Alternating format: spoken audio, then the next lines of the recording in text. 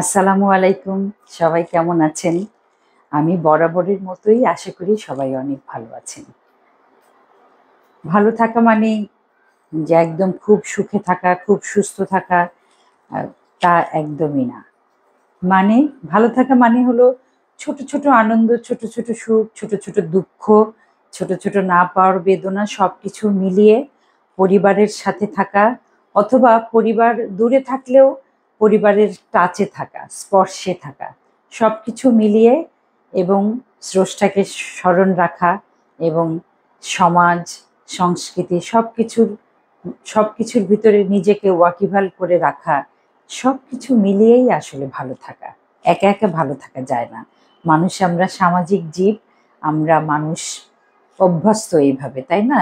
মানে সমাজের সাথে বসবাস করে। তো যখন আমাদের দেশ, আমাদের সমাজ, আমাদের সংস্কৃতি সবকিছু ভালো থাকবে, তখন আমি নিজে একলা ভালো থাকতে পারবো বা আমার পরিবার সহ আমি ভালো থাকতে পারবো। তা আমি আশা করি যে আমরা সেভাবেই যেন সামগ্রিকভাবে ভালো থাকি। এই আশাই সবসময় করি। আজকে আমি আমার খুব প্রিয় একটা আম শাক, লাউ শাক, এটা দিয়ে আমি অল্প একটুখানি রুই মাছ রান্না করব, একটুখানি টমেটো মূলা দিব। খুব সাধারণ একটা রান্না। এই রান্না দেখাচ্ছি না আসলে। রান্না রান্না করতে যে কিছু ধৈর্য লাগে এবং সেই ধৈর্য পালন করতে হয় শান্তভাবে। আমি আসলে এই জিনিসটাই বোঝাতে চাই। এবং সেই সাথে সুবচন, শিষ্টাচার এই জিনিসগুলো আমি আমার পুরো সমাজের মধ্যে ছড়িয়ে দিতে চাই। কারণ আজকাল অনেক খুব ইজিলি মানুষ গালিগালাজ থেকে শুরু করে বাজে ভাষা ব্যবহার করা, ভুল তথ্য ছড়ানো এই জিনিসগুলো খুব সহজেই মানুষ করে ফেলে, যেটা আমার একদম পছন্দ না। কারণ আমরা মানুষ, আমরা আশরাফুল মাখলুকাত। আমাদের ভালো হয়ে থাকাটা একটা খুব বড় একটা আমাদের যে শর্ত, মানুষ হওয়ার মধ্যে যে যতগুলো শর্তাবলী আছে তার মধ্যে প্রধান একটা শর্ত হলো ভালো হয়ে থাকা এবং আশপাশকে ভালো রাখা। তো সেই ভালো হয়ে থাকতে গেলে আমাকে নিজেকে ভদ্র হতে হবে, শান্ত হতে হবে, মাথা ঠান্ডা রাখতে হবে এবং যারা এই জিনিসটা মানে শিখতে চায় তাদেরকে শিখাতে হবে। কিছু মানুষ আছে যে একদম কোনো কিছু শিখতে চায় না, নিজের মতো করে চলতে চায়, তাদের কথা আলাদা।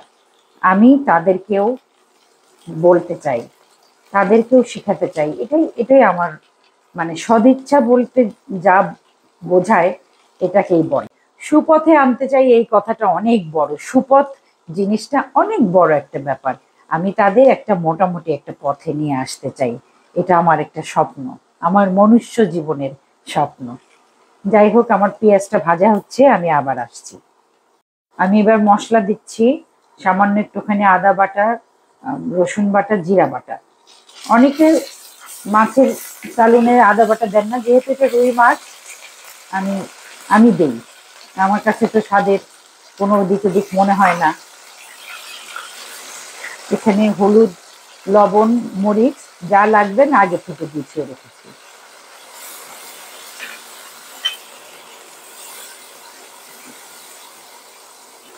মশলাটা কষানো হোক, আমি আবার একটু কথা বলি।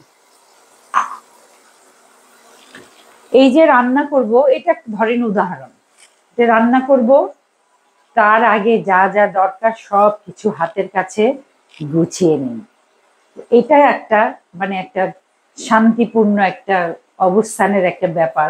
এটা কিন্তু ছোট, এটা রান্নাঘরের একটা উদাহরণ, কিন্তু এটা আসলে সামাজিকভাবে আমি বোঝাতে চাই যে আমার একটা স্কুল পরিচালনা হবে, সেখানে স্কুলে কি কি লাগবে, কাগজ কলম থেকে দাপ্তরিক ব্যাপার থেকে দপ্তরি সব কিছু একদম রেডি থাকবে। বাচ্চারা যারা আসবে তাদের সবার স্কুল ড্রেস থাকবে। তারপরে পড়াশোনার যে কার্যক্রম সেটা শুরু হবে। সেখানে বই, যথাযথভাবে বই থাকবে। আমার প্রত্যেকটা বাচ্চার স্কুল ড্রেস আছে কিনা সেগুলোর ব্যাপারে আমার নজর থাকবে। এইভাবে আমরা সমাজের প্রত্যেকটা সেক্টরে, প্রত্যেকটা অফিস আদালতে আমরা যখন কাজ করব তার আগে পূর্ব প্রস্তুতি একটা ব্যাপার থাকে। সেই প্রস্তুতিটা যত ভালো হবে, যত গোছানো হবে, আমাদের কাজ তত সহজ হবে। তো যাই হোক, আমি আহ, আপনারা ছবি দেখেছেন খানাউতুর রহমানের। ওনার ওই একটা ছবিতে আহ, বলে না যে এ খাঁচা ভাঙবো আমি কেমন করে, উনি কিন্তু সংসারের বিশৃঙ্খলা দেখিয়েছেন, কিন্তু আসলে পুরো দেশকেই বুঝিয়েছেন যে যুদ্ধটা কোথা থেকে শুরু হয়, মানুষের মতানৈক্য কোথা থেকে শুরু হয়, কোথায় গেলে মতের সাথে মিল হয়। এই জিনিসগুলো উনি খুব ভালোভাবে একটা সংসার দিয়ে উনি বুঝিয়েছেন। তো আমি ঠিক সেভাবেই, মানে একটা রান্নাঘরের ছোট্ট একটা সালুন রান্না, সেখানে আমি বুঝাতে চাচ্ছি যে সবকিছু গোছানো হলে, সবকিছু আমার পক্ষে হলে, মানে আমি এখানে রান্না করব মাছের সালুন, কিন্তু আমি যদি গোস্তের মশলা নিয়ে বসি তাহলে তো চলছে না। তো সেখানে আমার আগে থেকেই প্রস্তুতির একটা ব্যাপার থাকে। এই প্রস্তুতিটা কাজের সফলতার ক্ষেত্রে অনেক অনেক অংশে কাজ করে, অনেক বড়ভাবে কাজ করে। তো যাই হোক, মাছের মশলাটা একটু কষানোর, ভালো করে কষানোর ব্যাপার থাকে। আমি আর একটু পানি দিয়ে নিচ্ছি, এটা আরেকটু কষানো হবে, তারপরে আবার আসছি। আমি এবার আগে থেকে ধোয়া মাছটা দিয়ে দিচ্ছি। আমার বাসায় খাওয়ার মানুষ খুব কম। এই এই যে 4টা টুকরা, এটাই দেখা গেল যে একটা টুকরা পড়ে থাকলো ফ্রিজের মধ্যে একদম 3 দিন ধরে। ফ্রিজ খুললেই দেখা যাবে মাছটা বলতেছে আমাকে খাও, আমাকে খাও। এরকম। যার জন্য কেউ কে জানি মানে বলে যে আপনি কিপটা আছেন। খুবই হাস্যকর কথা। অপচয়, অপচয়কারীরা শয়তানের ভাই। আমি রান্না করলাম গোস্ত, মনে করেন যে রান্না করে অনেক দিন ভুনা ভুনা ভাজা ভাজা করে খাওয়া যায়, কিন্তু মাছ কি তাই খাওয়া যায়? মুরগিও খাওয়া যায় না। মাছ মুরগি এগুলো টাটকা খেতে হয়। তো যাই হোক, আমি এটা মাছটা কষানো হবে। আমি ইচ্ছা করলে একসাথেই দিয়ে দেই, ইচ্ছা করলে না, ইচ্ছা করি, হ্যাঁ, একসাথেই দিয়ে দেই। মাছ, মূলা, টমেটোটা আর একটু পরে দিতে হবে।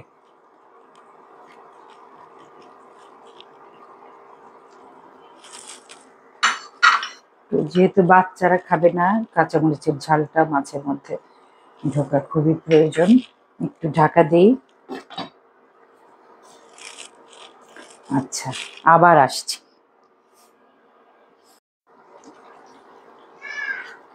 আমার মাছটা কষানো হয়ে গেছে, একটু মাছটা তুলে রাখি। যদিও ছোট ছোট টুকরা, ভাঙার কোনো ব্যাপার নাই, তারপরেও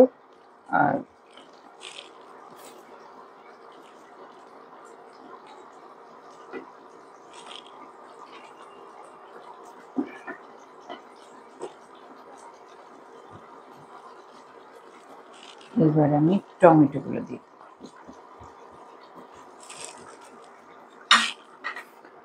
বাংলাদেশের সবাইকে বলি এখন যে এখন বাজারে যে টমেটো পাবেন একদম বালু বালু আপেলের মতো বড় বড়, অনেক মজাদার, এগুলোতে কোনো প্রিজারভেটিভ থাকবে না। এখন একদম আপেল খাওয়ার বদলে টমেটো খান, আর টমেটো খাবেন একদম পেট ভরে, কোনো অসুবিধা নাই। আর আপা ভাবিরা যারা আছেন তারা একটু কাজে ফাঁকে একটুখানি টমেটোটা হাফ করে কেটে একটু মুখে মাখলেন, মুখে হাতে মাখলেন, টমেটো আপনার রং ফর্সা করবে। ফর্সাকারী ক্রিম খুবই, মানে আমি একদম খুব অপছন্দ করি। এবং মানে ফর্সা হলেই মানুষ সুন্দর, এই কনসেপ্টটা খুবই খুবই অন্যায়, খুবই খারাপ। কিন্তু আমি নিজের জন্য একটুখানি প্রাকৃতিকভাবে আমি গাজরের রস মাখতে পারি, তরমুজ মাখতে পারি, একটুখানি টমেটো মাখতে পারি, কাঁচা দুধ দিতে পারি, লেবুর সাথে একটু মধু দিতে পারি। এই প্রাকৃতিক ব্যাপার দিয়ে মানে নিজেকে সুন্দরভাবে রাখা নিজের জন্য, এটা খুবই খুবই সহজ একটা ব্যাপার এবং খুবই সাধারণ, এতে কোনো অন্যায় নাই। আর আমি এই টাইপের কাজই করি, আমি কখনো রূপচর্চার জন্য পার্লারে যাই না।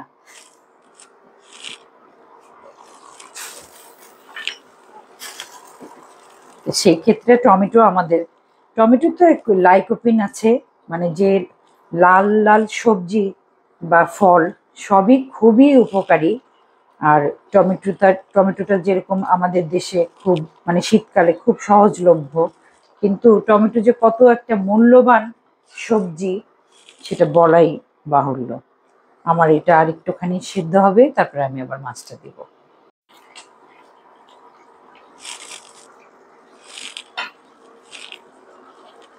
আমি একদম কচি লাউ শাক এটা দিলাম। আমার খুবই পছন্দের শাক।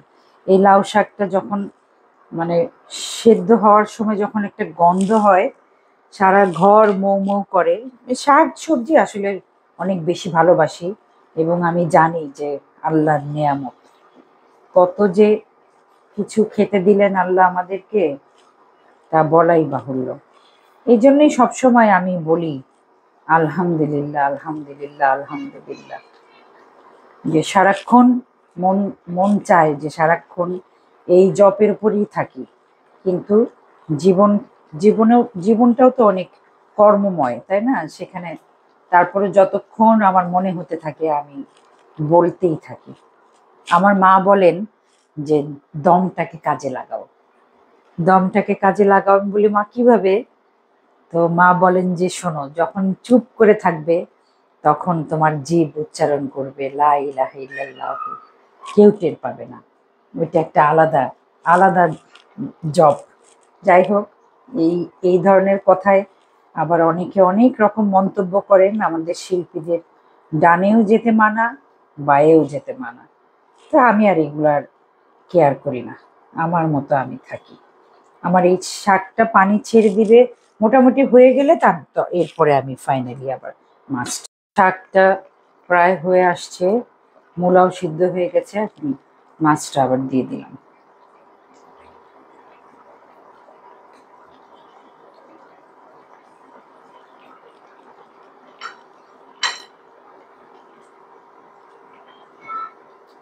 এই সালনটা এরকম পানি পানি থাকবে, আর একটুখানি জাল হবে।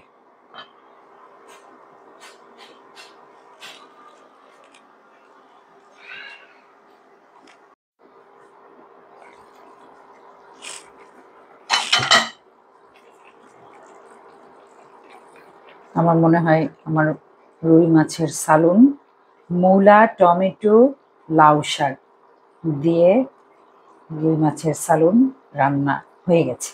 আমি একটুখানি নুনটা দেখি। ঠিক আছে, আমি নুন রাখার দরকার পড়ে না, আন্দাজেই দেই।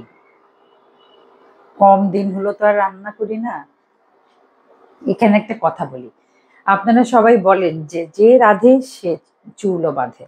এই কথাটা না বলে বলেন যে যে রাঁধে সে প্লেনও চালায়।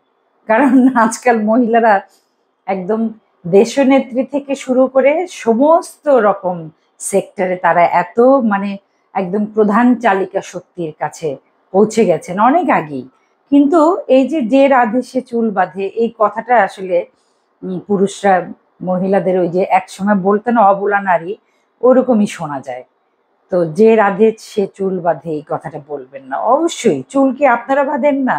অবশ্যই আপনারা এখন পার্লারে যান, চুলে জেল লাগান, তেল লাগান, সবই পারফিউম লাগান। তো ওই ওই ওই ওই কথাটা আমাদের বলবেন না। আমরা নারী মানুষ, আমরা আপনাদের চেয়ে শক্তিশালী, কারণ আমরা মানুষ জন্ম দিই। আমাদের আছে স্পেশাল একটা শক্তি, যে আমরা গর্ভধারণ করি এবং মানুষ জন্ম দেই, পৃথিবীকে এগিয়ে দেই। আমরা অবশ্যই মানে পুরুষের সাহায্য তো লাগে, কিন্তু পুরুষের চেয়ে শক্তিশালী আমরা নারী মানুষ। আমরা মানুষ, প্রধান সারির মানুষ। তো চুল বাঁধে এই কথাটা বলবেন না। তো যাই হোক, আমি এই সালুনটা এখন নামাবো না, এটা এখানেই থাক, চুলাটা বন্ধ করে দিচ্ছি। এটা এখন যেটা হবে সেটা দমে থাকবে। মিনিট ২০ পরে আমরা এটা খেতে বসবো। আজকের মতো এখানেই বিদায় নিচ্ছি। সবাই আমার জন্য দোয়া করবেন, আপনাদের জন্য অনেক দোয়া। আসসালামু আলাইকুম।